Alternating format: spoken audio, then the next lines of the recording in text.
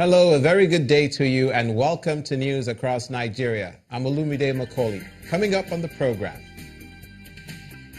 Suspected herdsmen kill 5 people in Basa local government area of Plateau State.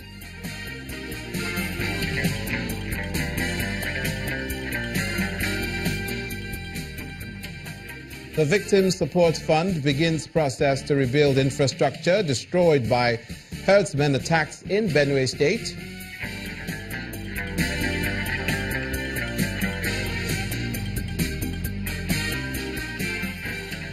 And Global Alliance for Vaccination and Immunization pays an assessment visit to Niger State.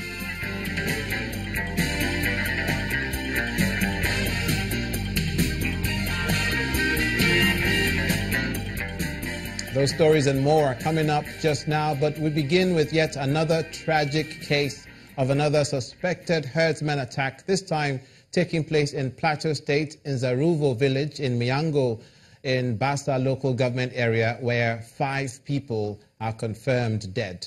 The president of Irigwe Youth Movement, Chinge Dodo, confirmed the attack. He told Channels Television that the attackers came to the village late Thursday night. 2 people died instantly, while 3 others died in the hospital. The victims include 3 members of the same family, 16-year-old twin brothers, and their 6-year-old sister.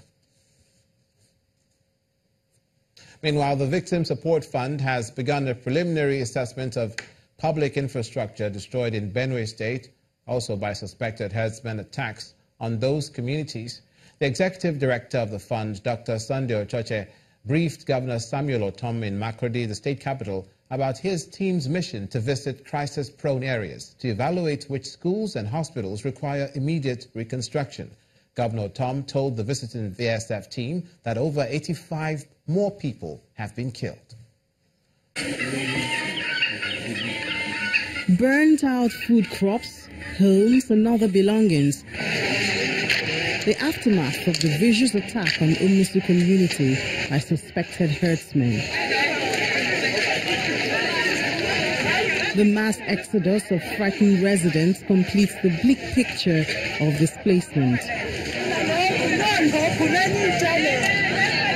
The situation has once again attracted a delegation from the Victim Support Fund, who have arrived in the state on a mission to help rebuild critical infrastructure. We will be going around a number of the places in the next 3 days to see how much we can cover, and we assure you that when the report is submitted to the committee, quick decisions will be made as to this, the level and the scale with which we will support. The team is to visit the over 170,000 internally displaced persons who have been lucky enough to escape being murdered but are living on the edge. We have over 170,000 IDPs as I talk to you today. We are still counting because the attacks are still going on. Killings are still taking place. Following the latest killing of 25 residents of Umusu community, the police commissioner confirms that some arrests have been made in connection with the attack. Suspects arrested in connection with the incident are 4.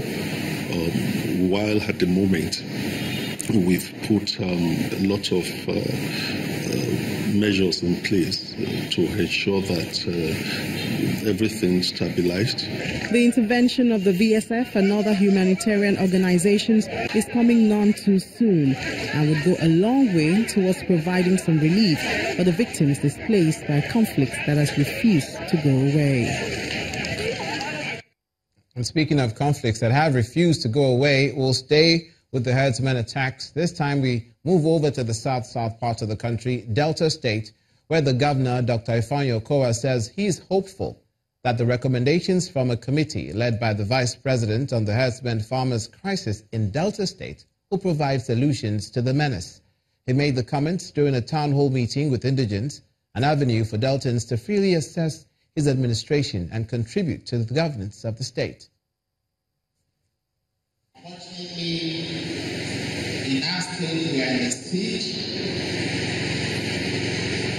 it is not what we desire, but we are trying to manage it in the best way possible, and we will continue to call on the federal government to come out with a definitive policy and a policy direction that will help to curb these clashes between the herdsmen and our farmers. Dr. Ifeanyi Okowa, Governor, Delta State. Over in River State, hundreds of residents of Okochiri community in Okrika local government area have filed a libel suit against the leaders of the APC in the state. They're accusing the party leaders of describing their new king, Ateketom, as a criminal.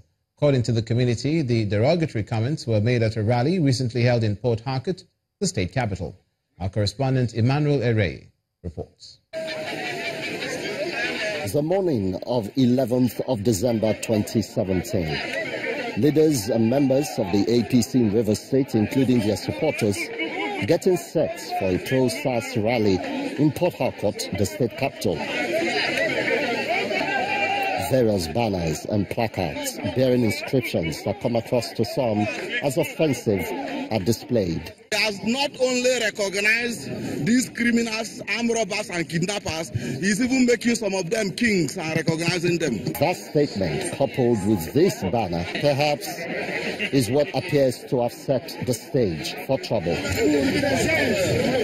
As these men, women and youths from Okochiri and other communities in Okrika, who despite the morning drizzle, take to the streets to protest the alleged defamation of their new king, Ateketom. We asked him to be our king. He never fought us. He has offered assistance to a lot of people in the industry, and each time you go to his palace, you'll find plenty of people in the industry there. So the moment we heard this, I said, no, I must be part of this, I must witness it, and that's why I'm here. Asita and others have sinned against our king. Therefore, he has filed a libel case against them.